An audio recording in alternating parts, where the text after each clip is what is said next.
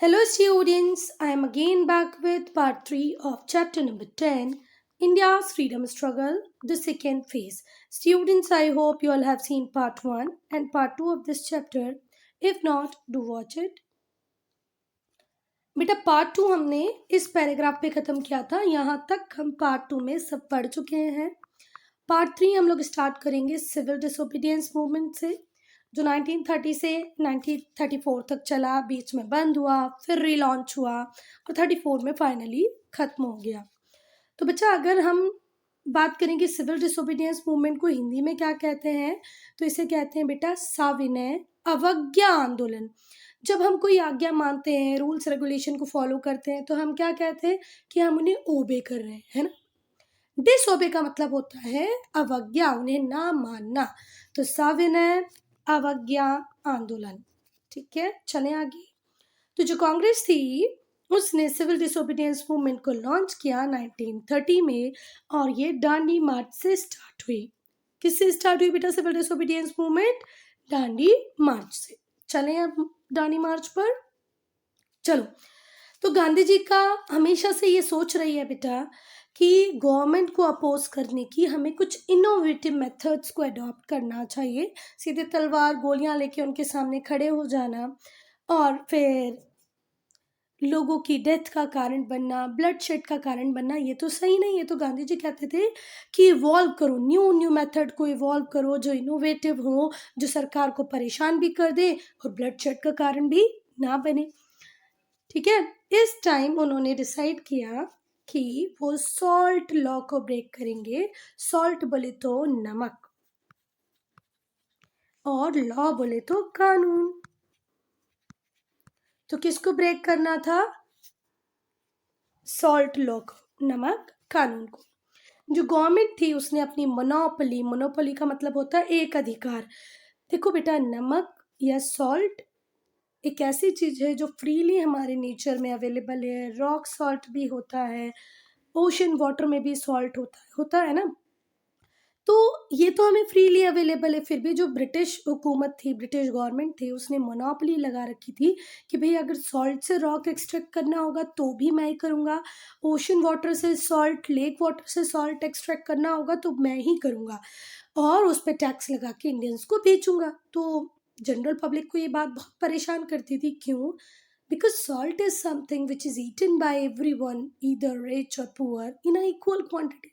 तो भाई गरीब भी उसको खा रहा है, अमीर भी खा रहा है, इक्वल क्वांटिटी में खा रहा है और फ्रीली अवेलेबल है नेचर में, तो उसके ऊपर तो हमें टैक्स नहीं लगाना चाहिए। पर छोड़ो, चलो। तो जो गवर्नमेंट थी उसने मोनोपोली एस्टेब्लिश कर रखी थी एक अधिकार की, मैं ही सिर्फ प्रोड्यूस करूंगा। किसके ऊपर? On the manufacture of and sale of salt. बनाएंगे भी हम, बेचेंगे भी हम। ठीक है, ऐसा ब्रिटिश गवर्नमेंट कहती थी। तो लोगों को नमक खरीदना पड़ता था, किससे? सरकार से। So the salt law was an issue which stirs the life of every Indian. तो गांधी जी ने अपनी बहुत ही अच्छी सोच से सोचा कि देखो, जिस इंडिया को कोई नहीं बांध पाया उसे नमक बांध लेगा। क्यों? क्योंकि जो सॉल्ट है उसे सारे ही लोग इक्वल क्वांटिटी में यूज करते हैं। तो इस पे अगर मैं बात करता हूँ, इट मीन्स मैं सारे इंडियंस की बात करता हूँ। तो गांधी जी ने सॉल्ट को देखा as a symbol of unity. So salt law was an issue which stirs the life of everyone. ये है महात्मा गांधी जो सॉल्ट लॉ को ब्रेक कर रहे हैं 6 अप्रैल 1930 को। अब बेटा ये यात्रा कैसे स्टार्ट होती है वो देखेंगे हम। तो गांधी जी ने अपने बहुत ही ट्रस्टेड 78 फॉलोअर्स के साथ ये यात्रा, ये जर्नी, ये दांडी मार्च स्टार्ट किया। कब स्टार्ट किया? 12 मार्च 1930 को। कितने फॉलोअर थे? 78 फॉलोअर्स थे। शुरू कहाँ से हुई ये यात्रा? साबरमती आश्रम, अहमदाबाद में है साबरमती आश्रम। उस साबरमती आश्रम से ये पूरी यात्रा स्टार्ट होती है और ये लोग पैदल पैदल पैदल चल के ट्रैवल करते हुए कहाँ तक पहुँचते हैं? दांडी, जो कि के वेस्ट कोस्ट, इंडिया के वेस्ट कोस्ट पे एक विलेज है। जैसे ये इंडिया का ईस्टर्न कोस्ट है, वैसे ये इंडिया का वेस्टर्न कोस्ट है। तो वेस्टर्न कोस्ट पर ही क्या है? दांडी। ठीक हुई बात। चलो 25 डेज ये लोग वॉक किए, 385 किलोमीटर का टोटल डिस्टेंस था उसको कंप्लीट किया। ठीक है, और ये जो ग्रुप था वो कहाँ पहुंच गया, डांडी। चलिए किलोमीटर कितना चले ये लोग, 385। कितने दिन चले, 25 डेज चले। कितने फॉलोअर्स थे, 78 ट्रस्टेड फॉलोअर्स थे। यात्रा कहाँ से शुरू हुई, डांडी मार्च कहाँ से शुरू हुआ, साबरमती आश्रम से। कहाँ पर खत्म हुआ, कोस्टल विलेज डांडी पे। किस डेट को स्टार्ट हुआ था, 12 मार्च 1930। और डांडी पहुंचने के बाद हमारे गांधी जी ने सॉल्ट लॉ को ब्रेक किया। कैसे, सॉल्ट खुद बना के। जबकि ब्रिटिशर्स अब तक क्या कह रहे थे, हमारी ही मोनोपोली है, हम ही सॉल्ट को मैन्युफैक्चर करेंगे और हम ही सॉल्ट को सेल करेंगे। तो यहाँ पर गांधी जी ने नमक बनाकर नमक कानून को तोड़ दिया। ही collected the natural salt lying on the she शोर। उन्होंने शी शोर पे, जो समुद्र का किनारा होता है, वहां पर जो नेचुरल सॉल्ट था उसको कलेक्ट किया। Boiled it and make salt, उसको बॉईल किया और उससे नमक बना लिया। बाय ब्रेकिंग द लॉ, इस नियम को तोड़कर उन्होंने ब्रिटिश गवर्नमेंट के सामने एक बहुत बड़े चैलेंज को इम्पोज किया। He threw a challenge to the British government. बेटा जो नमक था अब एक सिंबल की तरह यूज होने लगा कि भाई ब्रिटिश गवर्नमेंट को अपोज करना है तो आप सॉल्ट का यूज कर सकते हो। तमिलनाडु में सी गोपालाचारी ने वैसी ही डांडी मार्च जैसे गांधी जी ने निकाला था वैसे ही यात्रा निकाली। कहाँ से कहाँ तक, त्रिचिनोपली से लेकर के वेद अरण्यम तक। ठीक है, तो सी गोपालाचारी भी उसी रास्ते पे चल पड़े। और जो सरोजनी नायडू थी बेटा, उन्होंने तो प्रोटेस्ट स्टार्ट कर दिया इन फ्रंट ऑफ सॉल्ट डिपोट्स। लाखों लोग, जिसमें विमेन भी इंक्लूडेड थी, उन्होंने प्रोटेस्ट में पार्ट लिया। मतलब अब मेल फीमेल सारे लोग आ रहे हैं और सॉल्ट को इशू बना के ब्रिटिश गवर्नमेंट को एक चुनौती दे रहे थे। जो सिविल डिसोबीडियंस मूवमेंट था वो और आगे की तरफ चला। नॉन कोऑपरेशन मूवमेंट के टाइम पे जो अनफिनिश्ड वर्क रह गए थे, क्योंकि non cooperation movement Chauri Chaura के बाद विड्रॉ कर लिया गया था, तो नॉन कोऑपरेशन मूवमेंट के अनफिनिश्ड वर्क को खत्म किया किसने, सिविल डिसोबीडियंस मूवमेंट ने। पूरी कंट्री इसमें इन्वॉल्व हुई। हड़ताल सोने लग गई। ठीक है, हड़ताल brought life to a standstill. हड़ताल की वजह से जीवन रुक गया। बहुत मैसिव स्केल पे स्कूल्स कॉलेजेस ऑफिसेस का बॉयकॉट हुआ। फॉरेन गुड्स को बोनफायर्स में जला दिया गया। जैसे हम नॉन कोऑपरेशन के टाइम में कर रहे थे सेम सब कुछ रिपीट होने लग गया। पीपल स्टॉप्ड पेइंग टैक्सेस, और लोगों ने टैक्सेस देना बंद कर दिए। ब्रिटिश गवर्नमेंट का रेवेन्यू सोर्स धीरे धीरे करके डिक्लाइन करने लग गया, क्योंकि सिविल डिसोबीडियंस मूवमेंट के टाइम में लोगों ने टैक्स देना बंद कर दिया, उनके फॉरेन गुड्स को जलाना चालू कर दिया। ब्रिटिश गवर्नमेंट तो अब समझ नहीं पा रही है क्या करना चाहिए। अब बेटा ब्रिटिश गवर्नमेंट बहुत परेशान हो गई। क्यों परेशान हो गई, टैक्स मिल नहीं रहा है, सॉल्ट की मोनोपोली खत्म हो गई है, लोग हर वो काम कर रहे हैं जो ब्रिटिश गवर्नमेंट को पसंद नहीं आ रहा है। तो ब्रिटिशर्स ने सोचा कि इस मूवमेंट को जल्दी से जल्दी खत्म करना, सप्रेस करना बहुत ज़रूरी है। तो अब लोगों पे लाठियां बरसाई गई, बुलेट्स चलाई गई। ठीक है, जो पुलिस थी उसने सुप्रीम करेज से लोगों के ऊपर लाठियां भी बरसाई, गोलियां भी बरसाई। नो वन स्टक बैक, पर कोई रुकने वाला नहीं था। पूरे तरीके से ये जो मूवमेंट था नॉन वायलेंट हो गया। गांधी जी जहाँ शुरुआत में सिखाते रहे वायलेंस ना हो, वो अब सब खत्म हो गया था।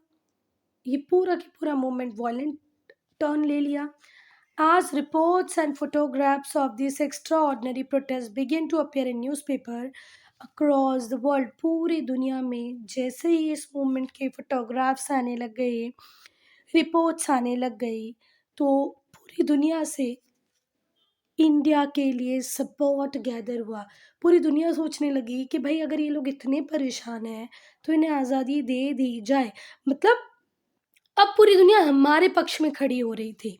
ठीक हुई बात, क्योंकि अब ब्रिटिशर्स को लगने लगा हमारे हाथों से इंडियंस निकलते जा रहे हैं, तो उन्होंने लाठी चार्ज किया, बुलेट्स फायर की। जैसे ये रिपोर्ट्स बाहर आई तो लोगों का सपोर्ट मिलने लगा इंडिया को कि अब इंडिया को भी फ्री हो जाना चाहिए। Support for India's freedom struggle gained strength. अब हम पढ़ेंगे बेटा फर्स्ट राउंड टेबल कॉन्फ्रेंस को, जो हुई 1930 में, नवंबर 1930 में। नवंबर 1930 को क्या हुआ, जो गवर्नमेंट थी उसने कॉन्फ्रेंस करी, कहाँ पर, लंदन में, ठीक है। साइमन कमीशन ने जितने भी रिफॉर्म्स को प्रपोज किया था उनको डिस्कस करने के लिए लंदन में रखी गई राउंड टेबल कॉन्फ्रेंस। जब हमने साइमन कमीशन को ही बायकॉट कर दिया तो इसकी रिपोर्ट से हमें कोई मतलब है क्या, बिल्कुल नहीं है।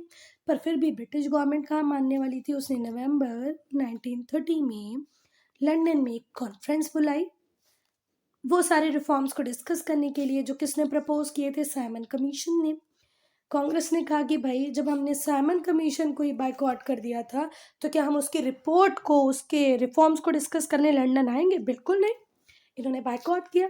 मुस्लिम लीग जरूर चली गई, क्योंकि मुस्लिम लीग को तो अपीज करना था ना ब्रिटिश गवर्नमेंट को, अपने लिए सेपरेट इलेक्टोरेट लेना है, अपने लिए सेपरेट कंट्री बनाना है। तो मुस्लिम लीग के जो लोग थे वो कूद कूद के भागे London. Hindu Mahasabha and the representative of Indian princes participated. Hindu Mahasabha ने पार्ट किया, इंडियन प्रिंसेस ने वहाँ पर पार्ट लिया, उनके रिप्रेजेंटेटिव वहाँ पर पहुँचे, पर कांग्रेस ने पार्ट नहीं लिया। तो राउंड टेबल कॉन्फ्रेंस में जहाँ कांग्रेस ने पार्ट नहीं लिया वहाँ पर मुस्लिम लीग पहुँची, हिंदू महासभा भी पहुँची और इंडियन प्रिंसेस के रिप्रेजेंटेटिव भी वहाँ पर पार्टिसिपेट करने के लिए पहुँच गए। पर अगर कांग्रेस का पार्टिसिपेशन नहीं है, it means maximum Indian people का पार्टिसिपेशन नहीं है। तो क्योंकि कांग्रेस ने पार्ट नहीं लिया था इसलिए कोई डिसीजन नहीं लिया गया कॉन्स्टिट्यूशनल चेंजेस पे, और ये जो कॉन्फ्रेंस थी ये क्या हो गई बच्चा, फेल हो गई। आई बात समझ में? कांग्रेस के इस कॉन्फ्रेंस में पार्ट ना लेने की वजह से ये कॉन्फ्रेंस हो जाती है पूरी तरीके से फेल। आई बात समझ में? चलो अब हम देखेंगे गांधी इरविन पैक्ट 1931। 1931 में गांधी जी मिले वायसरॉय इरविन से, वहाँ पर दोनों ने मिलकर साइन किया Gandhi Irwin pact. Gandhi Irwin pact sign क्यों किया गांधी जी ने, क्योंकि इस टाइम तक बहुत सारे लोग जेल में बंद हो गए थे, बच्चे भी थे, औरतें भी थी, और गांधी जी को लगने लग गया था कि भाई ये बच्चे और औरतें क्यों सफ़र करें, है ना। तो गांधी जी ने क्या कहा, चलो मैं वाइसरॉय से बात करता हूँ और सारे पॉलिटिकल प्रिजनर्स को बाहर निकलवाता हूँ, फ्री करवाता हूँ। अंडर इट्स टर्म, इस टर्म्स के, इन जो टर्म्स लिखी गई थी गांधी इरविन पैक्ट में, उन टर्म्स में था कि गवर्नमेंट बिल्कुल एग्री है, वो सारे पॉलिटिकल प्रिजनर्स को रिलीज कर देगी, सिर्फ उसको छोड़कर जिन्होंने वायलेंस किया। अगर वायलेंस का कोई केस आपके खिलाफ है तो आपको पुलिस जेल में ही रखेगी, ब्रिटिश गवर्नमेंट जेल में ही रखेगी, पर आप सिर्फ अगर पीसफुली पार्ट ले रहे थे तो आपको रिलीज कर देगी। तो गांधी इरविन पैक्ट गांधी जी ने साइन किया तो उसकी पहली टर्म थी कि पॉलिटिकल प्रिजनर्स को रिलीज कर देगी गवर्नमेंट, सिर्फ उन लोगों को छोड़कर जिन्होंने वायलेंस किया। और कांग्रेस ने यहाँ पर अग्री किया। देखो एक बात अगर ब्रिटिशर्स मान रहे हैं तो एक बात कांग्रेस भी मानेगी। कांग्रेस ने यहाँ पर अग्री किया कि हम सिविल डिसोबीडियंस मूवमेंट को विड्रॉ कर लेंगे, सस्पेंड कर देंगे और सेकेंड राउंड टेबल कॉन्फ्रेंस में पार्ट भी लेंगे। दोनों की एक एक शर्त मानी गई। इन्होंने क्या बोला ब्रिटिश गवर्नमेंट ने, हम रिलीज कर देंगे पॉलिटिकल प्रिजनर्स को। कांग्रेस ने क्या बोला, ओके हम राउंड टेबल कॉन्फ्रेंस में पार्ट भी ले लेंगे और सिविल डिसोबीडियंस मूवमेंट को सस्पेंड कर देंगे। Now second round table conference कब हुई, 1931 में हुई। सितंबर 1931 में गांधी जी लंदन गए कॉन्फ्रेंस को अटेंड करने के लिए। जो ब्रिटिश गवर्नमेंट थी उसने सारे ही रिप्रेजेंटेटिव्स को इनवाइट करने की कोशिश की और मैक्सिमम लोग इस कॉन्फ्रेंस में पहुंचे भी। From organisation connected to Muslims, Muslim organisation से जो लोग कनेक्ट कर रहे थे उन्हें भी इनवाइट किया, सिख कम्युनिटी के लोगों को भी इनवाइट किया, Christian organisation, Sikh organisation, Indian princes, सभी को इस मीटिंग में इनवाइट किया, इस कॉन्फ्रेंस में इनवाइट किया। Most of the people claimed to be the representative हर व्यक्ति ने अपने आप को रिप्रेजेंटेटिव माना, रिप्रेजेंटेटिव की तरह क्लेम किया कि मैं इस रिस्पेक्टिव कम्युनिटी का रिप्रेजेंटेटिव हूँ। सिख रिप्रेजेंटेटिव थे, क्रिश्चियन रिप्रेजेंटेटिव थे, मुस्लिम रिप्रेजेंटेटिव्स थे, प्रिंसेस को रिप्रेजेंट करने वाले लोग थे, कांग्रेस के रिप्रेजेंटेटिव्स थे। Gandhi ji alone represented the whole country, और जो गांधी जी थे वो पूरी कंट्री को रिप्रेजेंट कर रहे थे। आई बात समझ में? जहाँ पर सारे रिप्रेजेंटेटिव बोल रहे हैं मैं सिख का रिप्रेजेंटेटिव हूँ, मैं मुस्लिम का रिप्रेजेंटेटिव हूँ, वहीं गांधी जी कह रहे हैं no, I am not belonging from any of the category, I am from India. मैं पूरी इंडिया को रिप्रेजेंट कर रहा हूँ। जो गवर्नमेंट थी उन्होंने गांधी जी ने जो डिमांड रखी थी उन्हें एक्सेप्ट करने से मना कर दिया, तो कॉन्फ्रेंस फेल हो गई। जो गवर्नमेंट थी उसने रिफ्यूज कर दिया to accept the demands put up by Gandhi ji. Gandhi ji ने जितनी भी डिमांड्स रखी थी उन्हें ब्रिटिश गवर्नमेंट ने नहीं माना, और यहाँ पर कॉन्फ्रेंस फेलियर के साथ एंड हो जाती है। बेटा अब हम देखेंगे रिजम्पशन ऑफ द मूवमेंट। बेटा गांधी जी ने, आप लोगों को पता है कि मूवमेंट क्यों विड्रॉ की थी? क्योंकि गांधी जी को लगने लगा था कि बहुत ज़्यादा वायलेंस हो गया है, जितना वायलेंस नहीं होना चाहिए था। बहुत सारे लोग जेल चले गए हैं जिन्हें नहीं जाना चाहिए था, तो गांधी जी ने बोला इनसे ठीक है हम पार्ट ले लेंगे ही, आप हमारे पॉलिटिकल प्रिजनर्स को फ्री कर देना। पर गांधी जी जब इंडिया आते हैं तो देखते हैं कि भाई पंडित जवाहरलाल नेहरू जेल में है, अब्दुल गफर खान भी जेल में है, कांग्रेस को इलीगल ऑर्गेनाइजेशन घोषित कर दिया गया है। तो गांधी जी ये सब देख के बहुत गुस्सा होते हैं, क्योंकि सेकेंड राउंड टेबल कॉन्फ्रेंस में भी कोई पॉजिटिव रिजल्ट नहीं मिला था, वो भी एक तरीके से फेलियर ही थी। तो गांधी जी इंडिया वापस आते हैं, कांग्रेस फिर से सिविल डिसोबीडियंस मूवमेंट को लॉन्च करती है, और जो गवर्नमेंट है उसका रिप्रेशन और इंटेंसिफाइड हो जाता है। वो अब और लाखों लोगों को जेल में डाल देती है। जितने भी मेजर लीडर्स होते हैं गांधी जी के साथ, भले गांधी जी हो, नेहरू हो, सबको जेल में डाल देती है। विदाउट आ स्ट्रॉन्ग लीडरशिप, अब बेटा जब लीडरशिप ही नहीं रहेगी तो स्ट्रगल तो स्लो डाउन हो ही जाएगा। विदाउट अ स्ट्रॉन्ग लीडरशिप, जब तक स्ट्रॉन्ग लीडरशिप नहीं रहेगी तब तक कोई स्ट्रगल सक्सेसफुल नहीं हो सकता। तो गांधी जी सारे मेजर लीडर्स के साथ जैसे ही जेल गए, इस मूवमेंट का मोमेंटम कम हो गया। मई 1934 में कांग्रेस ने इस मूवमेंट को पूरी तरीके से विड्रॉ कर लिया। बेटा ये बैठे हैं हमारे गांधी जी, ये हैं सुभाष चंद्र बोस। ये फोटो है 1938 का, ये कांग्रेस के एनुअल जनरल मीटिंग में बैठे हुए हैं, ठीक है। अब हम देखेंगे कैसे हम सिविल डिसोबीडियंस से क्विट इंडिया तक पहुंचे 1934 टू 1942। सिविल डिसोबीडियंस का नाम क्या था? सविनय अवज्ञा आंदोलन। क्विट इंडिया का क्या है? भारत छोड़ो। अब हम ब्रिटिशर्स से कह रहे हैं कि भाई अब तो तुम भारत छोड़ के चले जाओ, ठीक है। तो सविनय अवज्ञा आंदोलन से भारत छोड़ो तक अब हम देखेंगे एक बार 1934 से 1942 तक क्या क्या हुआ। महात्मा गांधी ने पूरी कंट्री में एंटी ब्रिटिश स्ट्रगल को मोबिलाइज कर दिया।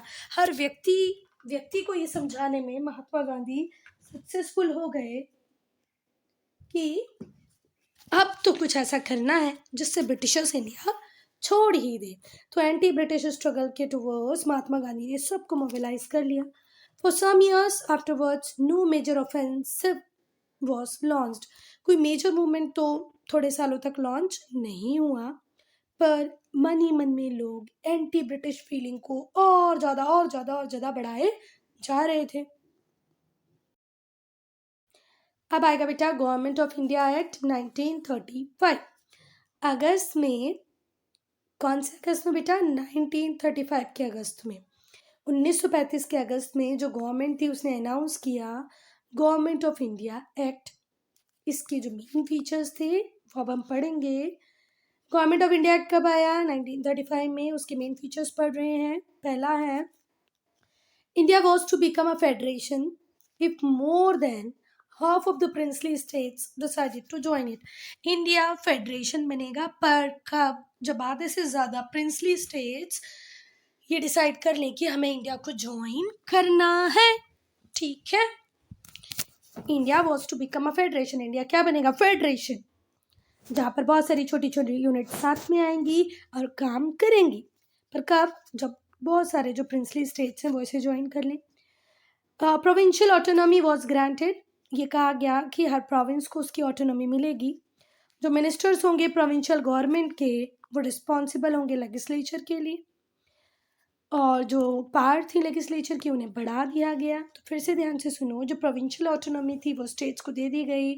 प्रोविंशियल गवर्नमेंट में जितने भी मिनिस्टर्स थे उनसे कहा कि आप लेजिस्लेचर के लिए रिस्पॉन्सिबल हैं, लेजिस्लेचर की पावर बढ़ा दी गई। जो राइट थे वोट के, मतलब जो वोटिंग राइट था बेटा, वोटिंग राइट तो दिया गया पर लिमिटेड लोगों को दिया गया। Only 14% people had right to vote that time. उस टाइम में सिर्फ कुछ इस तरीके से क्राइटेरिया बनाए कि हमारे 14% लोग ही एलिजिबल थे वोटिंग करने के लिए। तो सेकेंड रिफॉर्म भी पढ़ लिया।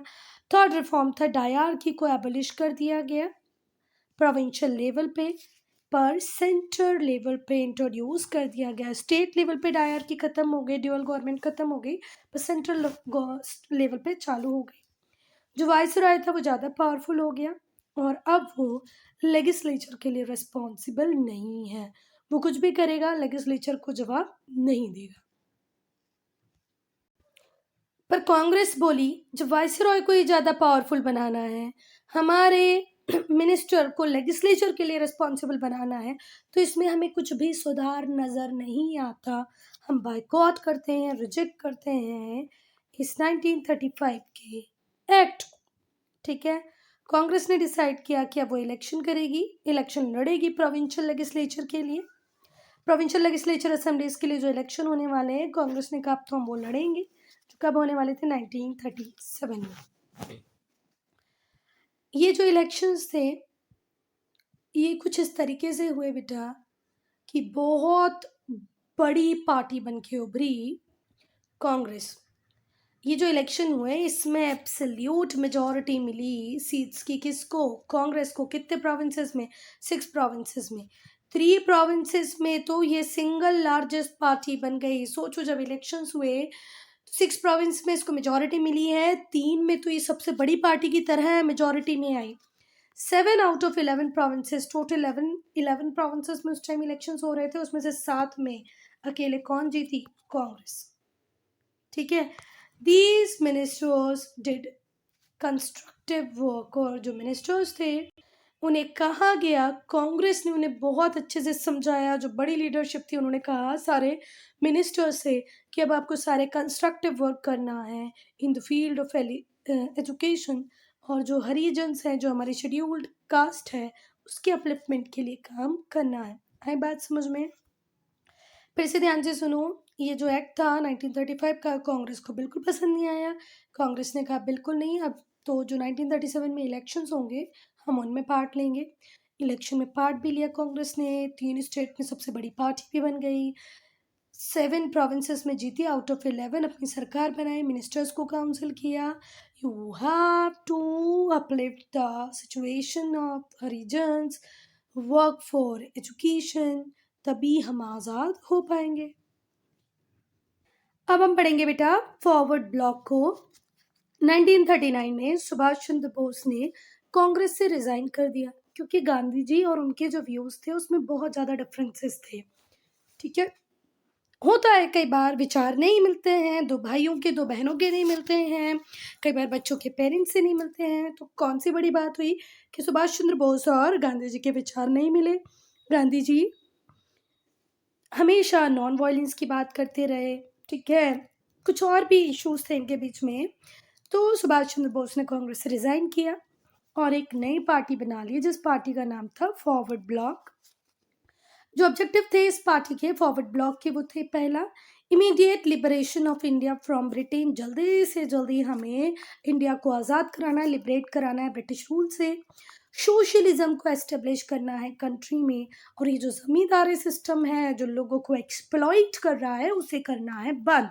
तो फॉरवर्ड ब्लॉक पहले जो एम था उसका वही था कि ब्रिटिश गवर्नमेंट से जल्दी भारत को आज़ाद करें, फिर भारत में जमींदारी सिस्टम को ख़त्म करके सोशलिज्म लेके आए। सोशलिज्म क्या होता है?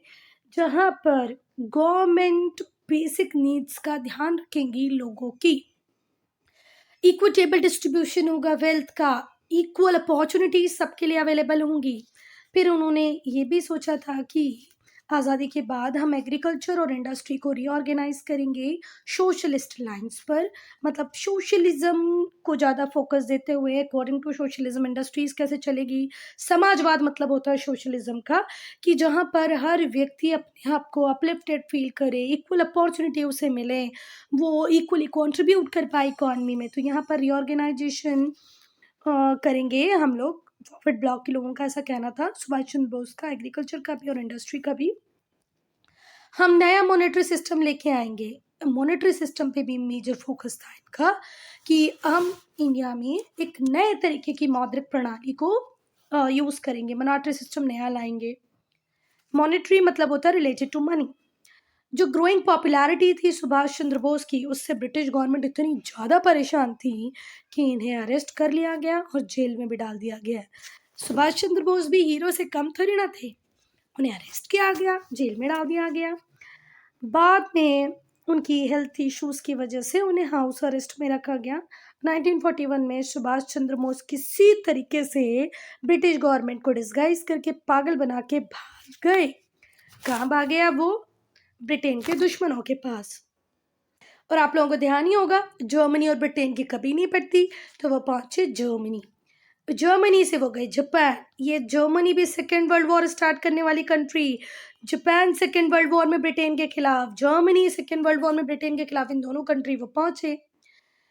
As he felt that Japan would provide an advantageous base, उन्हें लग रहा था कि जापान उन्हें advantageous base देगा, किससे फाइट करने के लिए? ब्रिटिश गवर्नमेंट से फाइट करने के लिए।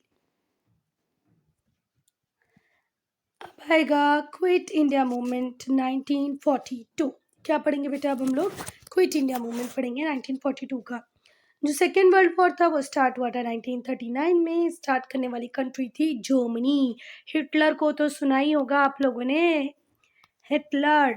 इस हिटलर ने सेकेंड वर्ल्ड वॉर को स्टार्ट किया 1939 में। Britain involve India in this war without even consulting the leader of Congress.